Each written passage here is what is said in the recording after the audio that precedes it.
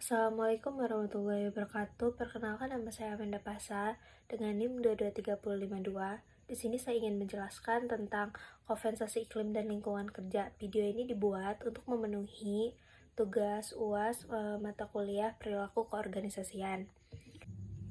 Ada 3 poin materi yang ingin saya jelaskan tentang kompensasi iklim lingkungan kerja, yaitu mencangkup teori, contoh kasus, dan implikasi praktis. Materi pertama yang saya akan jelaskan yaitu tentang kompensasi. Definisi kompensasi mencangkup semua bentuk penghargaan yang diterima karyawan sebagai imbalan atas pekerjaan mereka. Ini mencakup gaji pokok, bonus, tunjangan, serta kompensasi non-finansial seperti pengakuan dan peluang pengembangan karir. Nah, di sini ada teori terkait, teori equity theory, dikembangkan oleh John Stice Adams. Teori ini menyatakan bahwa karyawan membandingkan rasio input setiap usaha dan keterampilan dengan output, gaji atau tunjangan mereka dengan orang lain dalam organisasi. Nah, jika karyawan merasa kompensasi mereka tidak adil, hal ini dapat menimbulkan ketidakpuasan dan mengurangi motivasi karyawan. Di sini ada contoh kasus Sales Force dikenal dengan kebijakan kompensasi yang kompetitif yang mencakup gaji tinggi, bonus berbasis kinerja, dan saham perusahaan. Selain itu, mereka juga menyediakan tunjangan seperti pelatihan dan pengembangan karir.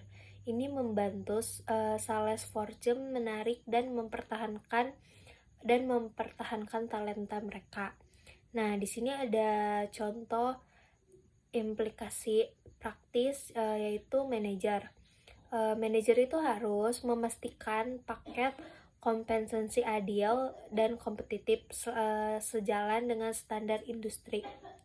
Yaitu kalau contoh dari karyawan yaitu harus berpartisipasi aktif dalam evaluasi kinerja dan berdiskusi tentang kenaikan gaji jika mereka merasa kompensasi tidak sesuai dengan kontribusi mereka. Nah, yang terakhir contoh dari perusahaan yaitu perlu melakukan survei kompensasi secara berkala untuk memastikan kebijakan tetap adil dan kompetitif. Nah, di sini saya akan menjelaskan materi yang kedua yaitu tentang iklim. Definisi iklim. Iklim kerja merujuk pada persepsi kolektif karyawan tentang kondisi kerja, termasuk kebijakan, prosedur, dan praktik yang berlaku dalam organisasi. Iklim kerja dapat mempengaruhi motivasi, kepuasan, dan produktivitas karyawan. Teori yang terkait model iklim kerja oleh Lewin dan Striger, yaitu model ini mengidentifikasikan beberapa dimensi iklim kerja termasuk struktur organisasi standar, tanggung jawab, pengakuan, dan dukungan iklim. Dukungan iklim ini kerja yang pasif cenderung meningkatkan keterlibatan dan kepuasan karyawan. Nah, di sini ada contoh kasusnya dari Netflix. Nah, kan Netflix menerapkan budaya kerja yang menentukan kebebasan dan tanggung jawab mereka, memberikan otonomi besar kepada karyawan, yang mendorong inovasi dan inisiatif iklim kerja yang positif ini telah membantu Netflix untuk mencapai sampai di titik sukses besar dalam industri hiburan. Nah, di sini implikasi praktisnya dari seorang manajer perlu menciptakan iklim kerja yang terbuka dan mendukung, di mana karyawan merasa dihargai dan termotivasi oleh manajer. Nah, yang kedua dari karyawan sebaiknya berpartisipasi aktif dalam membangun iklim kerja yang positif dengan menjaga komunikasi yang baik dan saling mendukung antar sesama rekan kerja. Nah, di sini saya akan menjelaskan materi yang terakhir tentang lingkungan kerja, yaitu lingkungan kerja mencakup semua aspek fisik, non fisik di tempat kerja yang mempengaruhi kinerja dan kesejahteraan karyawan. Aspek fisik ini mencakup tata ruang, fasilitas, dan peralatan kerja. Sedangkan aspek non fisik meliputi hubungan antara karyawan dan budaya perusahaan. Nah, di sini ada teori terkait, ada teori dua faktor, Herberg's two factor theory. Terus di sini teori dua faktor ini mengidentifikasikan dua kelompok faktor yang mempengaruhi kepuasan kerja, faktor Higni, kondisi kerja, gaji, kebijakan, dan perusahaan yang mencegah ketidakpuasan, dan faktor motivator yaitu pencapaian, pengakuan, tanggung jawab yang meningkatkan kepuasan dan motivasi. Di sini ada contoh kasus dari Google. Google terkenal dengan lingkungan kerjanya yang inovatif dan mendukung yang mencakup fasilitas seperti game, kantin gratis, dan ruang kerja yang dirancang untuk mendorong kreativitas dan kolaborasi.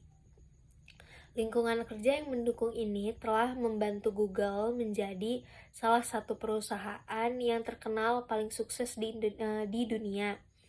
Nah, di sini ada implikasi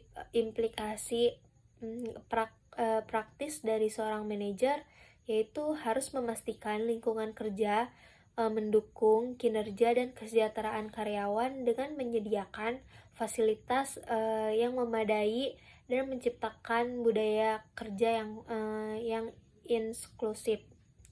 Nah, contoh dari karyawannya, diharapkan karyawan bisa memanfaatkan fasilitas yang ada dan berkontribusi untuk menjaga lingkungan kerja yang pasif. Yang ketiga, contoh dari perusahaan perlu melakukan evaluasi rutin terhadap lingkungan kerja dan melakukan perbaikan sesuai dengan kebutuhan untuk memastikan karyawan tetap produktif dan termotivasi. Di sini ada yang terakhir, kesimpulannya kompensasi iklim kerja dan lingkungan kerja adalah tiga aspek yang sangat berpengaruh terhadap kinerja dan kesejahteraan karyawan. Dengan memahami dan mengelola ketiga aspek ini secara efektif, perusahaan dapat menciptakan tempat kerja yang tidak hanya produktif tetapi juga menyenangkan bagi karyawannya. Penerapan teori-teori terkait seperti teori ekuitas, model iklim kerja, dan teori dua faktor yang dapat membantu seorang manajer dan perusahaan dalam merancang kebijakan yang lebih efektif. Contoh kasus sukses dari perusahaan-perusahaan seperti Salesforce, Netflix, dan Google menunjukkan bahwa perhatian terhadap kompensasi yang adil, iklim kerja yang positif, dan lingkungan kerja yang mendukung adalah kunci untuk mencapai kesuksesan untuk jangka waktu yang panjang.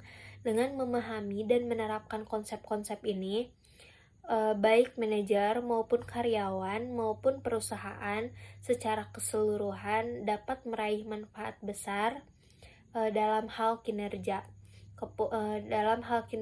kepuasan tenaga kerja, dan retensi karyawan. Nah, cukup Sekian penjelasan dari saya. Mohon maaf bila ada penjelasan yang kurang jelas.